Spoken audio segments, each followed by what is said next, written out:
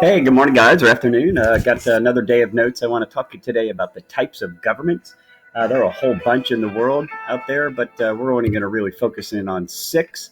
Uh, and some of these you've already might know, but let's just make sure we have an understanding. You'll have a quiz over this week too. So the first question you have to ask yourself if you're figuring this out is like what type of government does a civilization have? You have to ask this very simple question: is who governs the state?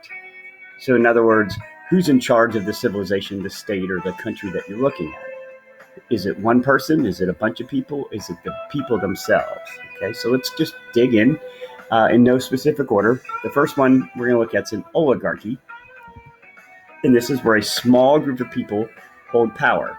So, more than one, but less than hundreds, right? A small group of people that have all the power.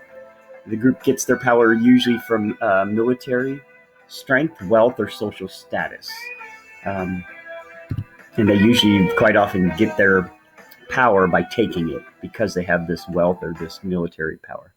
Uh, some examples of that would be China. Modern day China is an oligarchy where they use a form of uh, communist in that, but it is an oligarchy. So it's a small group of people who rule the whole country.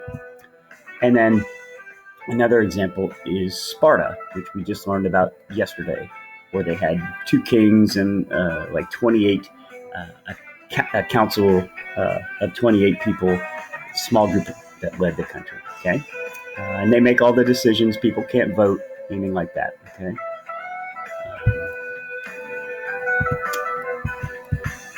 Next, the next three that we're going to talk about all fit under a form of government called autocracy. It looks like autocracy, but it's autocracy. And really, the word auto meaning like self or one, meaning that there's one person holds power, autocracy. Okay. So the first of the types of autocracy is totalitarian dictatorship. Seems like a big word, but it's like total, right? Total dictatorship or totalitarian dictatorship, where the government seeks to control all aspects of social and economic life. This would be like an example of Adolf Hitler in Germany and Joseph Stalin in the Soviet Union.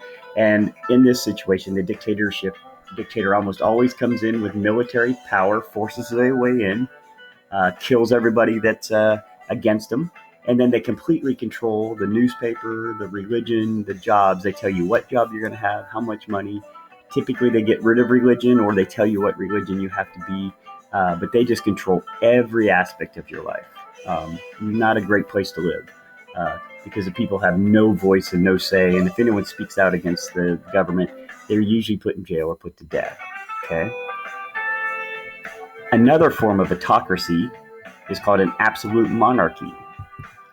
This is where you have a king, queen, or emperor who's in control of the government. So king, queen, or emperor, you're almost always looking at what's called a monarchy, which is another form of autocracy. Okay?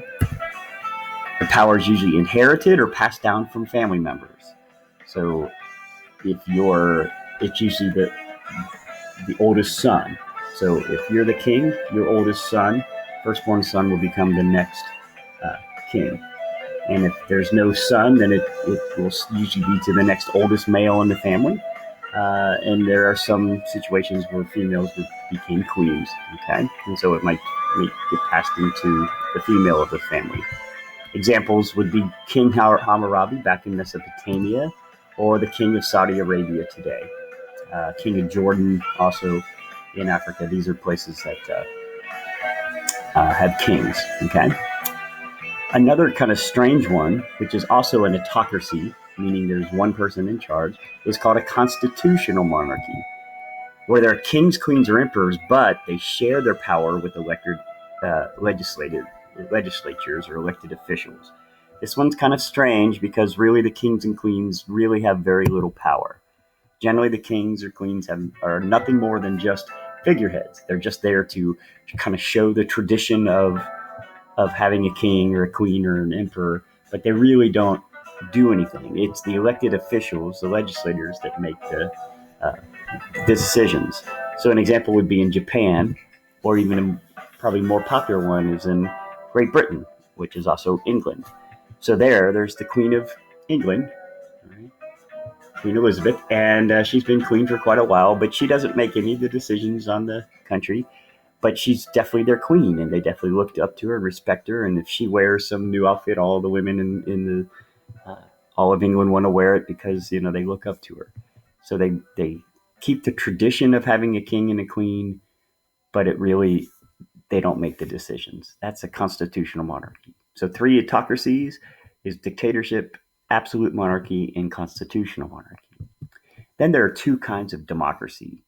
Democracy means ruled by the people, okay?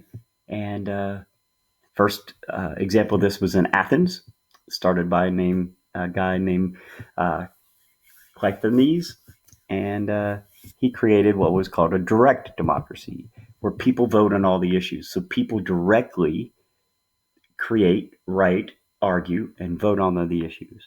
It can only exist in small societies where citizens can actually meet and discuss the issues. So in a country like America, where there are 330 million people, it'd be impossible to have a direct democracy because 330 million people couldn't meet in a room somewhere and uh, write out a law, argue it, debate it, and then vote on it. Okay, so direct democracy was only ever really found in Athens because Athens was small. And remember, in Athens, only certain people were allowed to be citizens, right? They had to be men who were free, who were born in Athens, who owned land, which really was a small number of people, so they could do it. And then the last, right, and we're going to talk about government, which is also a democracy, is called a representative democracy. Another word for that is republic. It's what we have in America, where people elect representatives and give them the power to vote on the issues. So in America, we don't vote, like write the laws, argue them, and vote on them. We vote for the congressmen and women and the senators to do it for us. And if we don't like what they do, then we vote them out. So we do have a say, we have a vote, but we don't actually make the laws. We ask people to do it. They make promises. They say, hey, we'll do this, this, and this. And in an exchange, we vote for them. And if they do it, that's great. And we continue to vote for them. If they don't do what we ask, we can vote them out. Okay.